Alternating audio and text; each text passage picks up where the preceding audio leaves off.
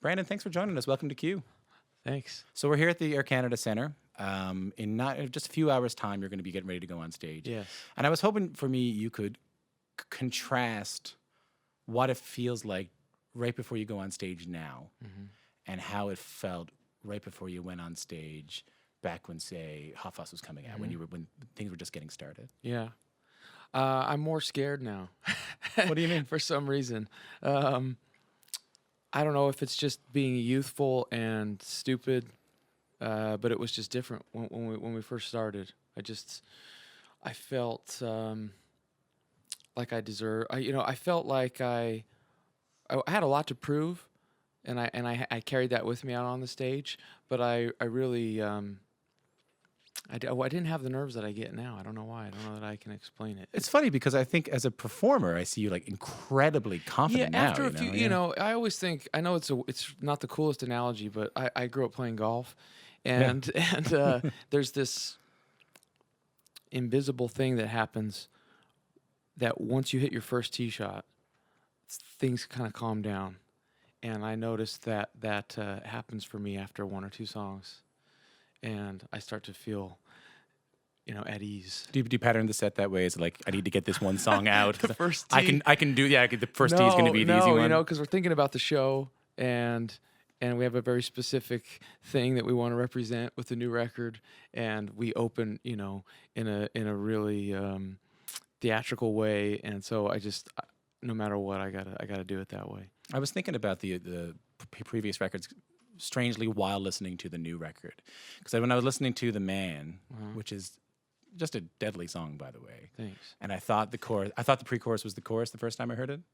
Yeah, that's good. But then the chorus, yeah, that's good. Sneaks up on you. Yeah, those are some of the masters of that were people like Elton John. I always think of some of those songs were just so incredible, and it wasn't something that I set out to do or planned to do. It just happened, and it's one of our, I think it's a well-constructed pop song, and it's one of the. I'm really proud of it. Well, what I hear is, and when I ended up reading a little bit more about it, that it was kind of you reminiscing about what you were just saying. I'm walking on stage. I got something to prove. Yeah. You were in your 23, 24 years old. Yeah. King of the world. And then what was it like to look back on that? Because I also sense there's a certain like sardonic tone to that song as well. It was fun to go. I say it was a little scary how quickly I inhabited that character again. I wrote the lyrics really quickly. I mean, I know him.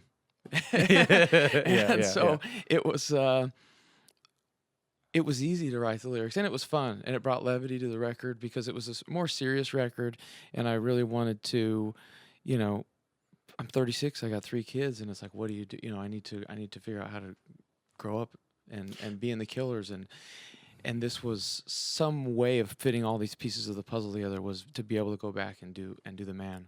But that's funny because you say it brings levity to the record, because I almost felt like it was a subtle critique of who you were back then. It is, right? yeah, but it's just so you can't help but dance, to it when it comes on at the same time. Yeah, and there's a certain kind of, USDA lean. When you hear that, certified. you're gonna straighten up. It's when funny. You hear Some people like don't get it. Some people think I'm being dead serious. That you're just talking about your physique. Yeah. And it's funny. Anyway, whatever. It works. It works both ways, I guess. But it's been funny to see like artists like yourself who came around when you did, and just artists who, I don't know what it's like. Like, I don't know what it's like to have the world kind of come to you like it does when you have a big hit, when you have 5 or 6 big hits in a row. And you see people deal with it in hard ways. You see people deal with it, succumb to some kind of mental illness, which happens to the best of us. You see people fall into substance abuse. Yeah, I know you've had your share of hard times, but like you said earlier, I'm trying to figure out how to do all this and still be a member of the Killers. Yeah, and I feel like you've figured out something. Yeah, I mean, along the way, there's trial and error, but I like to think about, when you grow up and you idolize these people that you idolize, which most of us, I guess, that are in bands would have idolized. Like who? A lot of people. For me, it would have been, it started off with a lot of bands from Manchester and from the UK. New Order and the Smiths were the first, two things that I really loved, and then it branched out, and just became overall, the legends and people like David Bowie and Elvis Presley and these people. You can't help but think that there's something that you're supposed to be doing that they did. It was very glamorized and glorified that rock and roll behavior. Yeah, drinking and doing drugs. Yeah, and partying. so it seemed like if you weren't doing that, then you weren't authentic, and I struggled with that for a little while, and I figured it out now. How did you figure it out? I think when my wife was pregnant with our first boy, I realized that I had to make some sort of a serious decision on what road I was going to go down. I was either going to give my life to this completely, which I don't know that there's anything wrong with. I think some people were meant for that, and did a great job of it. It's a big weight to carry, but or I'm going to have to figure out how to juggle these two things, because I knew that that my family was gonna mean more to me, and that was when that became a lot clearer and a lot easier to make that decision. But I was always struggling with it. That's a big decision. I mean, a lot of people have the family, but it still becomes secondary. There was something sad. There was something sad about it, because I wanted to devote my life to this, to the Killers. and to being this thing that this person that I used to put on my wall. And now I know I'm so happy with my decision, and I'm reaping the benefits of it every day. But I can't give as much as other people have given to it. But what? You're about to play a sold out stadium. I know. I'm lucky. I'm so lucky. Yeah. No, but then you know what I mean? Like, maybe you don't need to. Yeah. Because obviously you don't need to. Yeah, obviously. Well, hold on. You know what I mean? Like, the proof's kind of in you. Yeah, no, it's changed. It's it's changing. Music's changing, and the way that people are perceived is changing, and it's not as it's. I don't think people are put quite up on the pedestal that they used to be in rock bands and things like that. It's given me wiggle room. I think a big thing for me that helped me make that decision, which I know is strange, and we've tried to run away from him a little bit, but Bruce Springsteen, I fell in love with American music, and for whatever reason, around that time in my life, 26 years old, when that happened for me, 25, it gave me a way out.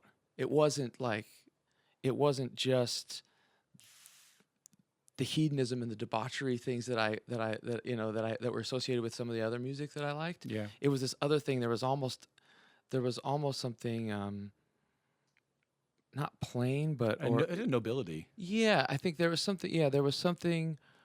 I guess noble's a word. I think it was cleaner somehow. Yeah, even though it was still rock and roll, it was like more wholesome, and that was like, I have a way out.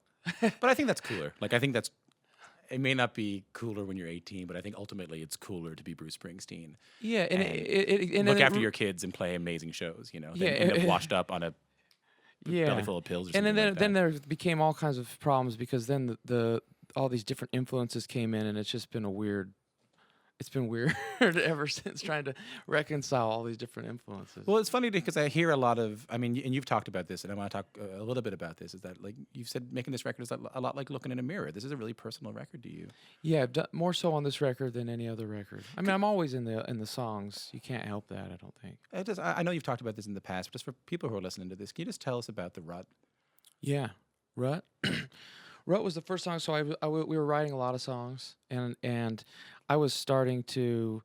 It just became too easy to go into the studio with my engineer and just make demos and demo after demo after demo, and it's hard to tell what's standing out sometimes when you're doing that. Yeah.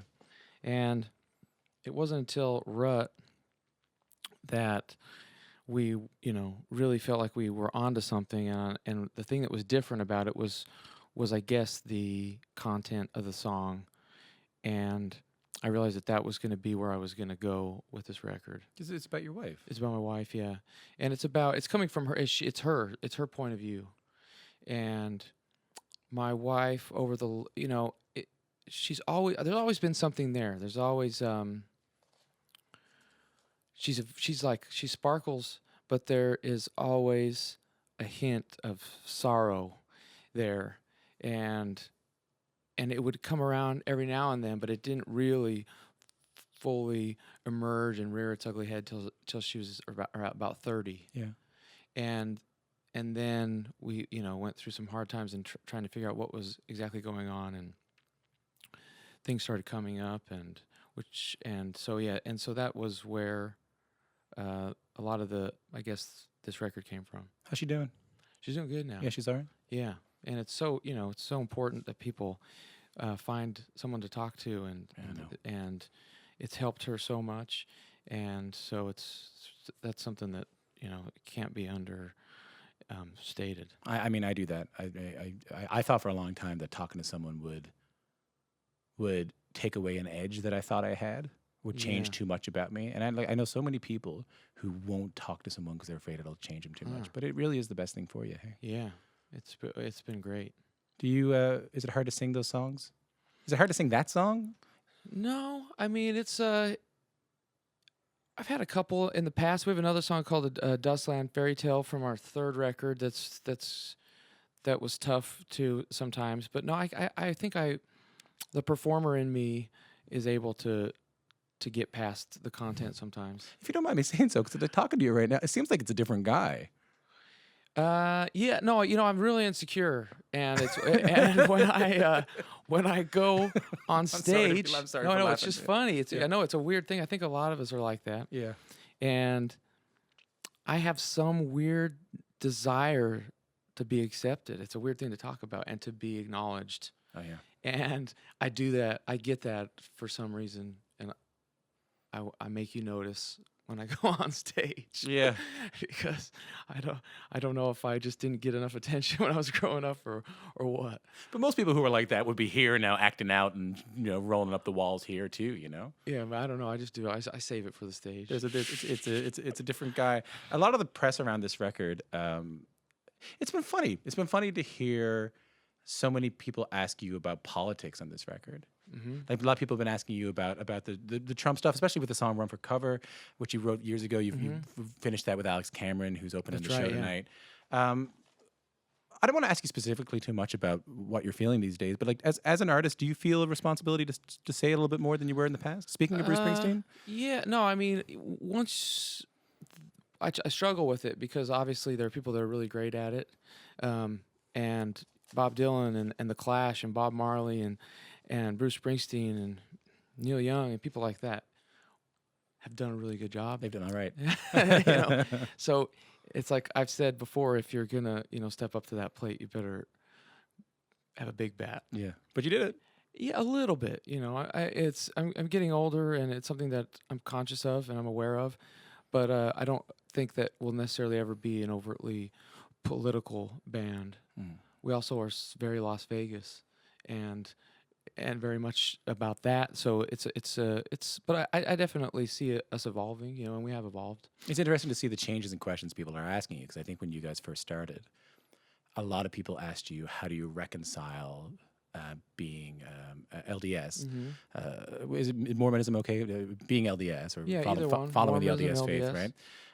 And reconciling that with being a rock star. And I felt like every interview I saw was, well, how do you go out on the road and still? But I really feel like the question now, given this record, is you're obviously grounded in a faith, and that is a faith that is sometimes some could say used to justify decisions that aren't necessarily related to the faith at all, especially within the United States context right now. You're seeing God's name, you're seeing Jesus's name be brought up in context where you wouldn't necessarily expect it. Issues around gun control. Has this given you any pause? I haven't seen any.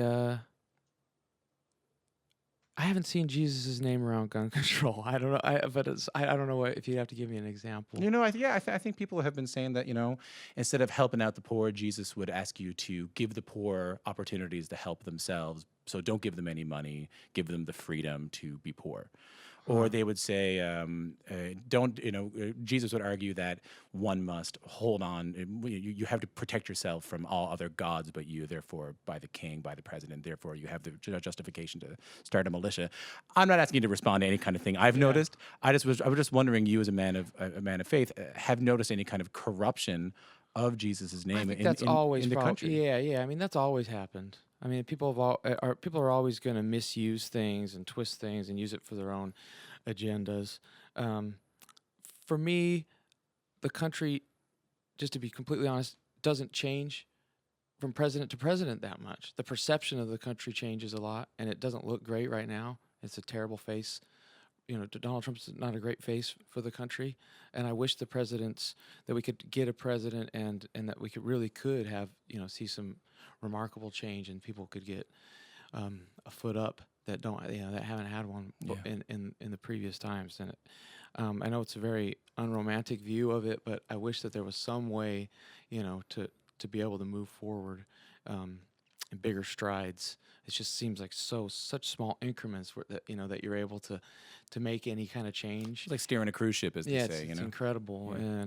and so I don't. Yeah, I mean, but it's hard when you see someone like him get up and talk to evangelicals and kind of yeah, especially when you see old footage of him. I mean, it's just crazy. I mean, I'm not the first person to say it. You see old footage of him saying, "If I ever did run, I'd run as a Republican," and he's obviously doesn't even seem to have those leanings. Mhm. And he still was able to go up the ladder and get on. It's incredible. The reason I bring this up is because I wanted to talk to you about the idea of what the concert is. And I think that's really interesting when you talk about the Brandon you are here talking to me, the Brandon you're going to be in the hallway, and the Brandon you are going to be when you get on stage. Yeah. And I loved what you wrote after the shootings in Las Vegas, where you said that concerts can be a sort of communion, Mm-hmm. and concerts can be a sort of escape from the grind of daily life, and, Yeah. and you give that to your audience. There's something really beautiful about that. Oh, it was that was definitely a raw moment, and it felt like I really wanted to say something, and it made me reflect on moments that I'd had in my life, and I genuinely meant it when I wrote. A lot of the best moments of my life have happened at concerts, and people all need a sense of community, and we're looking for it, and it's a lot of people find it at concerts, and I found it myself when I was younger, and I still am lucky enough to have some of those experiences now, being up on the stage, and I've felt the room change, and you all become one sometimes. So I want to know what that experience is like. Like, you look at tonight, you're going to get up on stage, you can sing the first line of say, like, Mr. Brightside or something like that. The entire room is just taken over, and you can come back here and have a glass of water. They'll finish the song for you. Yeah, that one takes on a life of its own. There's a couple like that, and it's incredible to be a part of. They're not our songs anymore. I was going to ask you about that. Like, what Yeah. happens? What happens when a song is, because it's been on the charts in the UK for like 300 years, and Yeah, I saw that video of you guys in Glastonbury in that tent yeah, where a fellow there was shooting off a flare, I should say. yeah. What is that like to be on stage? I think it's like tapping into the universe. It's every now and then we have those moments, and there's not anything like it really. And it's like I don't necessarily know that I need to be there anymore. What do you mean? I mean, as soon as the song starts, it's just gone. It just takes off, and it's really incredible to be a part of. And you can't really. Everybody that starts a band maybe dreams of having a song or two like that, and I'm happy that we have a couple of them, I guess. But you don't mind. You don't. Does it still feel like this? That song had to have a genesis. Like, it was probably written in a car or in a house somewhere. Yeah, no, I remember sitting. I used to rent a room from my sister. I paid $200 a month to live at my sister's house, and my pretty good. bed was meant for her daughter, and it was it looked like a princess, some kind of princess single bed. Yeah. And a girl broke my heart, and this is before we had our cell phones, and we were all because now you can write notes on your cell phone. So I actually had pen and paper, and I sat there and wrote that and worked on it with Dave Cooney, our guitar player.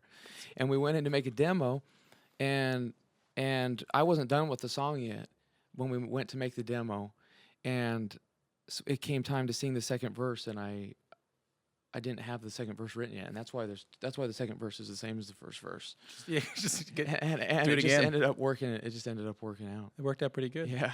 So I mean, it hardly even feels like. Does it feel like the same song? As it did then? Yeah. Yeah. Yeah, oh, yeah. I mean, the demo's pretty similar. But no, sorry. When writing it in your sister's house to was being able to go. No, yeah, I still remember hearing it with a beat for the first time because we used to just play it with just me and Dave in his apartment. And we didn't have a bass player and a drummer yet. And so I would play the bass and we would audition drummers. And the first time I heard it with a beat, I remember the hairs standing up and knowing that it was, at least I really liked it. I think you know, hey. But I didn't know it was going to be, a thing. No, you can never. I don't think you can ever know that. Yeah, but when you tap into something, yeah. Yeah, you really do. And you also know when you don't. And that's when you know what that's like, it's frustrating when you have those droughts. I know you have to go. You've been really generous. Thanks a lot for talking to me. Give me one more thing. A lot of big moments in the show tonight. It's my first time seeing your band. I'm really looking forward to it. What's your favorite moment of the show? So there are a few moments. We try to switch it up a little bit, but there are some consistencies within the gig, and read my mind. Why read my mind? Just feel the room when it's something happens that's unexplainable. It's like there's something almost hymn-like about it when the chords start, and people. There's a reverence for it, but there's also just something joyful about it. It's been a pleasure talking to you. Thanks. Thanks for coming in. Thanks.